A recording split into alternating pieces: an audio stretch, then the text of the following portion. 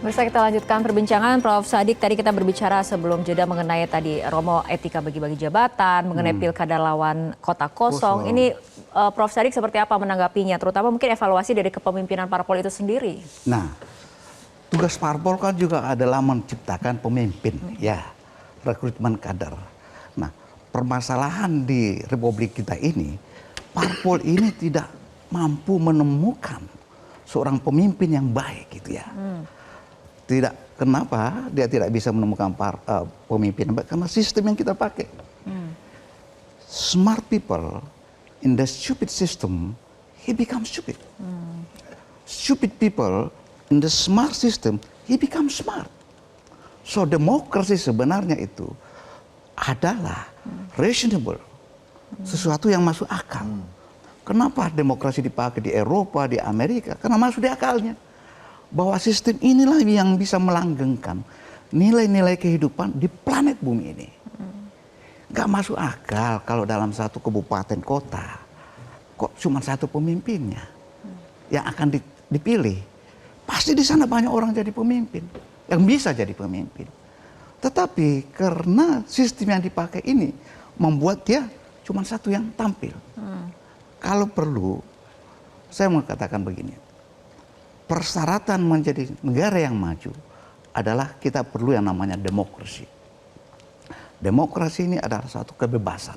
Ada ketulusan yang ikhlas dalam hati seseorang untuk membagi kekuasaan dengan orang lain. Sehingga kita mampu menciptakan namanya konflik. Manajemen konflik. Ini fungsi dari partai politik juga. Manajemen konflik. Karena kalau ada konflik, harusnya partai politik yang turun dulu. Jangan langsung ke militer dan polisi. Begitu ada sesuatu yang terjadi di masyarakat, kalau perlu partai politik menghindari konflik dengan cara memberikan pendidikan politik kepada pemilihnya. Bahwa ini loh, lu jangan lakukan seperti ini. Apa yang Anda inginkan sampaikan ke saya yang harus menyampaikan kepada pemimpinnya. Ya, tapi yang ada sekarang kan langsung politik, ya, langsung polisi, tentara nih. Nah, ini yang bermasalah karena demo langsung tentara diturunkan, polisi diturunkan. Partai politiknya di mana? Baik. Romo ada tanggapannya?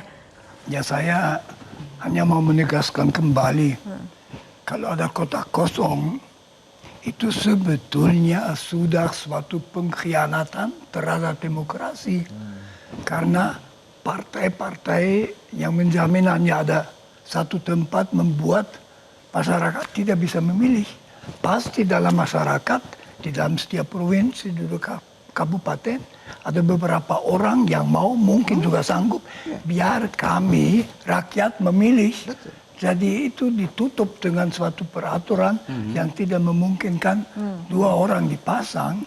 Sebetulnya, maaf, trik yang kotor untuk mengosongkan demokrasi. Partai-partai berkuasa, entah.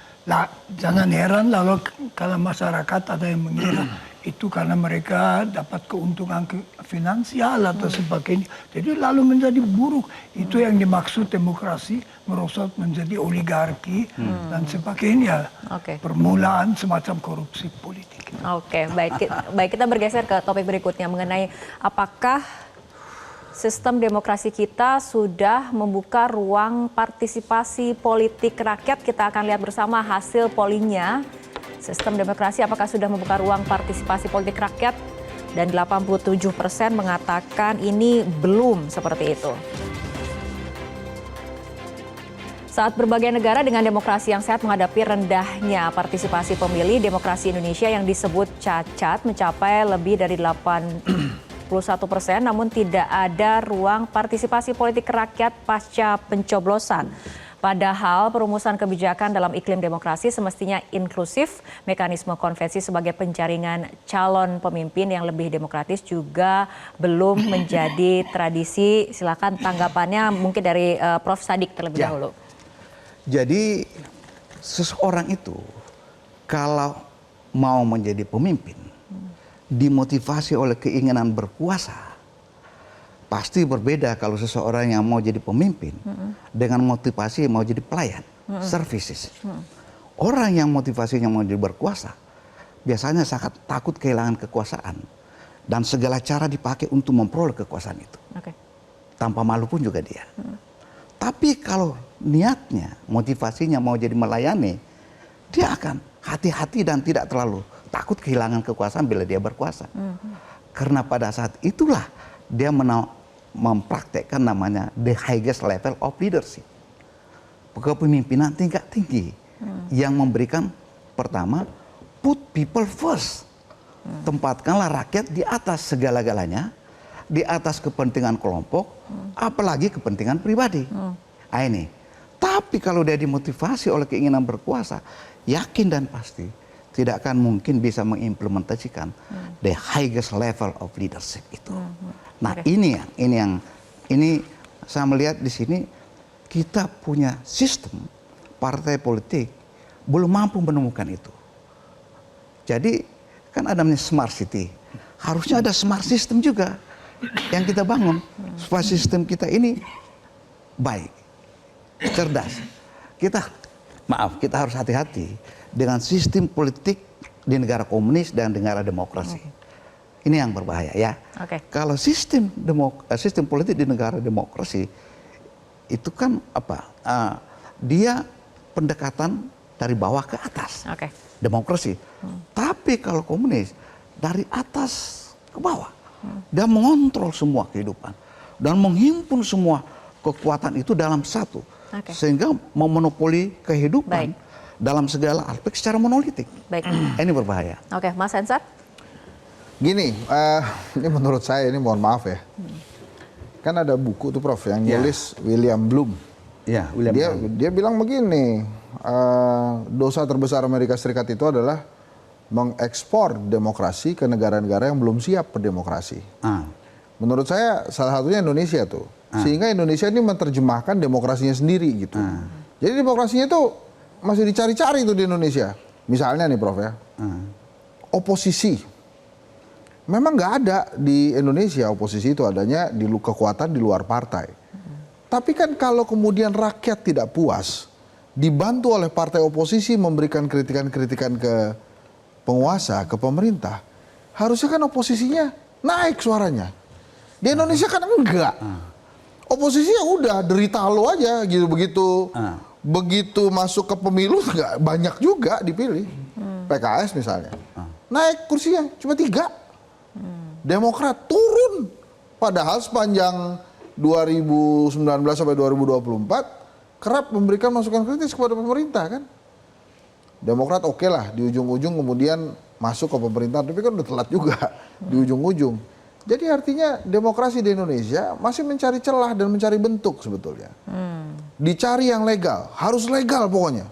Karena pikirannya harus legal, kalau peraturannya agak-agak nggak seru gitu ya buat orang yang berkuasa, peraturannya dirubah. Diubah tuh supaya sesuai. Tapi kan cara pengubahannya nggak melanggar aturan, demokratis juga. Nah itu yang saya maksud dengan kita sebetulnya masih mencari bentuk demokrasi seperti apa yang Indonesia inginkan. Apakah demokrasi tapi dalam bentuk kerajaan gitu kan? Atau ada demokrasi yang lain. Jadi memang pada saat kita bicara partai politik, dan partai politik yang tersandra dengan yang namanya kekuasaan, dengan yang namanya materi, nggak kemana-mana partai politiknya. Apakah partai politik harus diselamatkan? Iya diselamatkan. Tapi kan yang bisa menyelamatkan partai politik itu kadernya. Rakyat kan nggak bisa menyelamatkan. Kan kalau begini loh, partai politik itu besar karena dukungan rakyat. Dan kalau partai politik mau besar, dia harus punya sayap-sayap organisasi. Jadi aneh kalau ada partai politik nggak punya sayap organisasi besar. Karena dibantuin misalnya sama penguasa gitu. Jadi kalau mau menyelamatkan partai politik, kader-kadernya mesti punya otak semua. Jadi jangan mau kemudian diintervensi seneng gitu. Itu yang menurut saya harus dilakukan oleh partai politik. Jadi menyelamatkan partai politik, kader dulu yang pertama harus menyelamatkan partai politik. Kalau Romo seperti apa? Ya saya juga berpendapat partai politik sebetulnya perlu suatu pembaruan. Saya tidak tahu bagaimana itu mau dicapai. Tentu tergantung juga dari orang dan jangan ada peraturan yang seakan-akan dari atas mendukung bahwa mereka semua menjadi satu dengan pemerintah dan suara kritis tidak terpenuhi. Karena itu batas-batas ambang yang tertinggi menurut saya semua harus diturunkan supaya ada alternatif yang naik.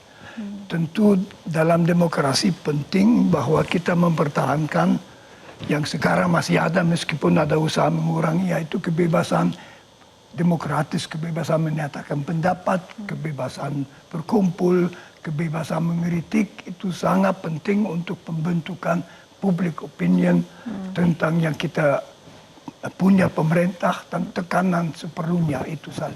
Oke, baik. Saya terusin oposisi. Singkat saja sebelum Singkat kita nih, jeda. beneran singkat. Jadi rakyat harus memberikan penghargaan kepada oposisi.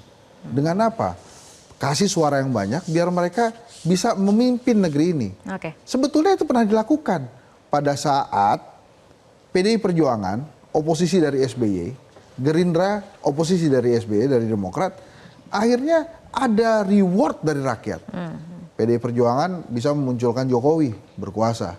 Gerindra hari ini bisa memunculkan Prabowo walaupun harus menunggu lama. Tapi itu tidak terjadi pada saat pemilu 2019.